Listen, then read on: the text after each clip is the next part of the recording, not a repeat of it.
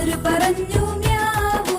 ഞാനാ നിങ്ങളെ കാത്തു എന്നോടൊപ്പം കൂടാൻ. ആർക്കാണിഷ്ടം, ആർക്കാണിഷ്ടം? ആര് പറഞ്ഞു